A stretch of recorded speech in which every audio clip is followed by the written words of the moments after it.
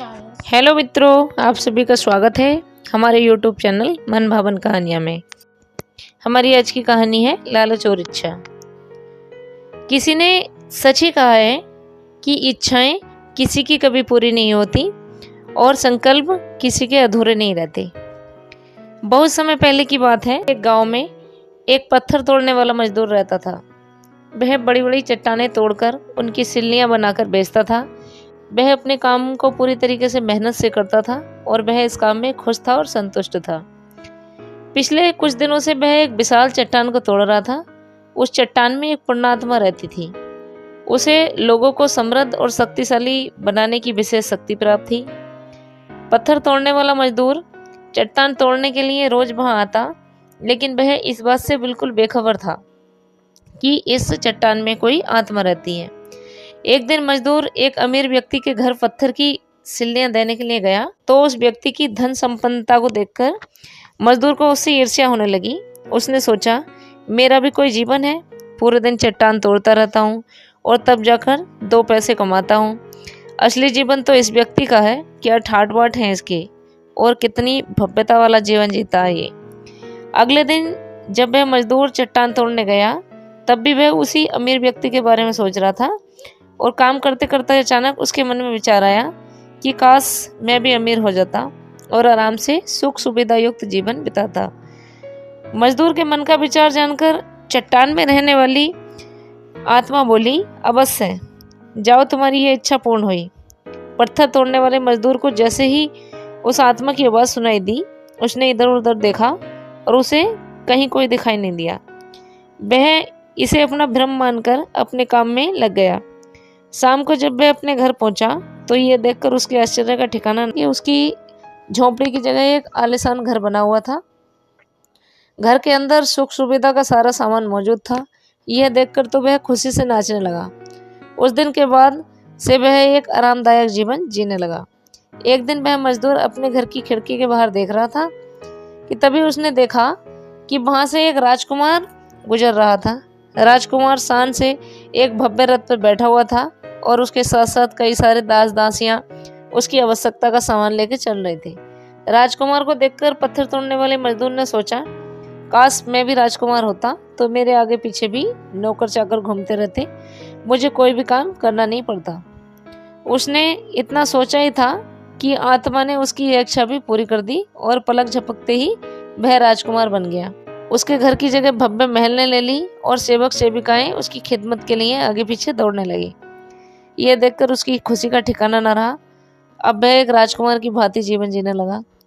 एक दिन वह अपने रथ पर सवार होकर कहीं जा रहा था कि मार्ग में चलते हुए उस पर सूरज की किरणें पड़ने लगी और वह गर्मी से बेचैन होने लगा। वह रथ से उतरा और एक पेड़ की छांव में बैठ गया। उसने सोचा, सूरज मुझसे ज़्यादा शक्तिशाली है, यह किसी को भी विचलित कर सकता है।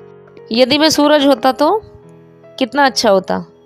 उसका इतना सोचना था कि पुण्य आत्मा ने उसे सूरज बना दिया। उसे ये देखकर बड़ा मजा आ रहा था कि लोग उसकी गर्मी से राहत पाने के लिए पेड़ की ठंडी छाया ढूंढते रहते थे। उसने उत्साहित होकर अपनी गर्मी और बढ़ा दी, पेड़ पौधों को जला दिया। लोग सूरज की बढ़ती गर्मी के कारण परेशान रहने लगे। एक दिन सूरज को बादलों ने घेर लिया और सूरज की किरणें पृथ्वी तक नहीं पहुंच सकी। यह देखकर वह परेशान हो गया। उसने सोचा, अच्छा तो मुझसे भी ताकतवर यह बादल है, यदि मैं बादल होता तो। बस इतना सोचना था कि वह अगले पल बादल बन गया। लोगों को अपनी शक्ति का आभास कराने के लिए उसने भारी वर्षा शुरू कर दी। वर्षा के कारण बाढ़ आ गई तो कहीं लोगों के घरों में पानी के तालाब बन गए, पेड़ टूटकर गिरने लगे, पक्षी आश्रय ढूंढने लगे।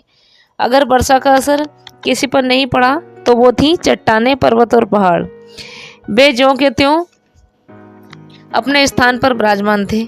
यह देखकर बादल बने मजदूर के मन में ख्याल आया, पर्वत और चट्टान तो मुझसे भी अधिक शक्तिशाली हैं। मेरी इच्छा है कि मैं एक पर्वत बन जाऊं। पुण्यात्मा ने उसकी यह इच्छा पूरी कर दी।